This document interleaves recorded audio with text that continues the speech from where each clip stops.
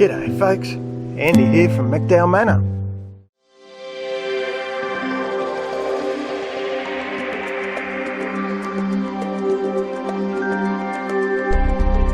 And making ginger cordial, as you do. So what you're looking at there is 400 grams of ginger. I've got 2 bags of Demerara sugar. Now I'm not going to use, I'll use 300 grams out of each of those 375 gram bags. I've got 2 oranges and 4 lemons. The ginger cordial recipe is from a book called Artisan Drinks by a lady named Lindy Wildsmith. As you know, I do like to recognise my sources. Now if you ever see this book, I would recommend you pick it up. It is an absolute ripper. From alcoholic to non-alcoholic, cordials, liqueurs, beers, ciders, wines, you name it, it's all in here.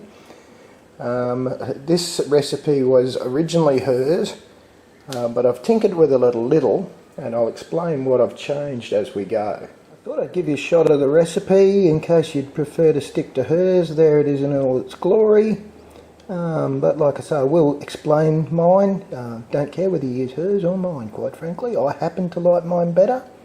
Otherwise I'd continue to use hers, I suppose, wouldn't I? Anyway, okay, so that's nicely cleaned but not skinned. Now originally I grate it, but I'm going to be lazy today because I'm doing a double batch, so I've got 400 grams instead of the normal 200 that I deal with.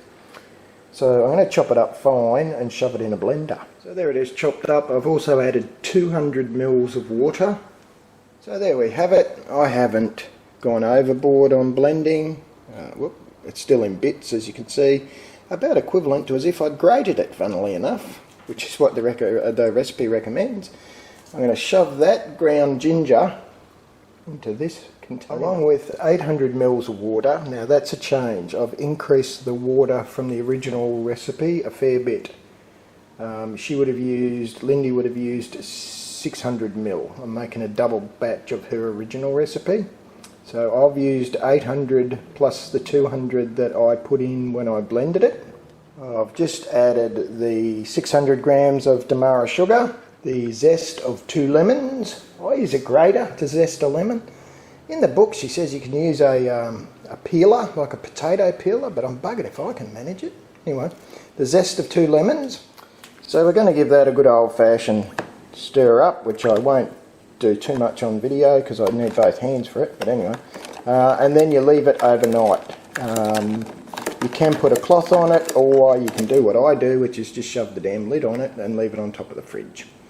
Alright, so I'll bring you back tomorrow. So next morning, that's what you're looking at. We're going to give that a stir, and then we're going to pop it in a saucepan and bring it to the boil. So while that's coming up to speed, we're going to juice those lemons and oranges. So I've peeled them, and I wouldn't normally, but I'm going to use this electrified juicing machine.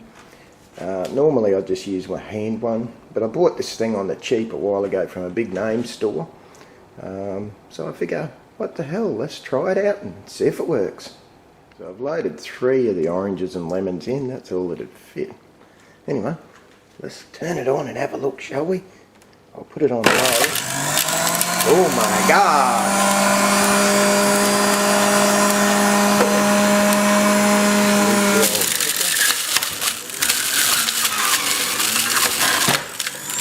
Well, it's certainly quick, you got to give it that, folks, and it does appear to be working a treat. Anyway, I won't sit you through all this nonsense. I'll do the rest of them and come back. Well, like I said, it's certainly bloody quick. Got to give it that much. That took all of about 3.5 seconds, but anyway, I wonder how much cleaning will be involved in this. I'll make a comment at the end of the video, just in case you decide you want to buy one of these fandangle bits of equipment. If it's a right royal pain in the you-know-what to clean, then stick with your manual one. But I'll let you know about that later. So that's been simmering away for 5 minutes now. We're going to take that juice, and we'll add that in. There you go. We'll give that a bit of a stir, and we'll simmer that for, I don't know, another 10 minutes I think might do the trick. The book says do it until it looks a bit syrupy, and having done that before, yeah, that seems to work a treat. So we'll leave that simmer away for another 10 minutes. We're almost done, folks. You've almost got your ginger cordial. So yeah, cleaned up really quickly, really easily. No gripes at all about that. It'll come into its own in a future video where I'm about to start and make cider. So you'll see this machine again for sure. So that's boiled for, simmered for quite a while. I've switched her off now, and in a minute we're going to do an initial drain through that sieve, take the big bits out. If I need to, then I'll run it through a coffee filter paper, but we'll see what happens.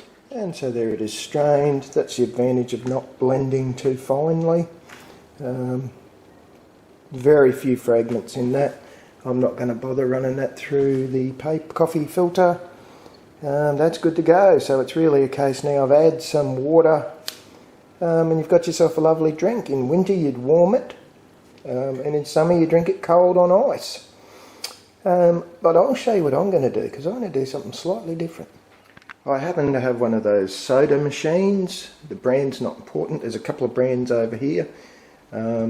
So I've gassed up just some tap water, and I'll put it in the fridge so it's nice and cold, and I'm going to add the ginger cordial to that. Alright, so that's what we're looking at. That's the other brand of soda maker over here.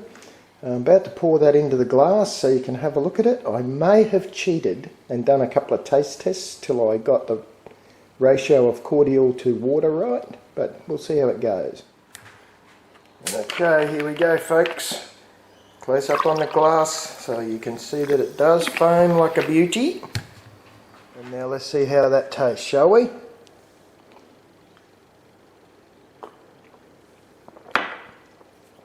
Oh yeah, that's damn fine. So there you go, folks. That's how we make a quick and easy, well, relatively quick and easy, certainly cheap ginger soda, non-alcoholic ginger beer. Recommend it. Beautiful recipe.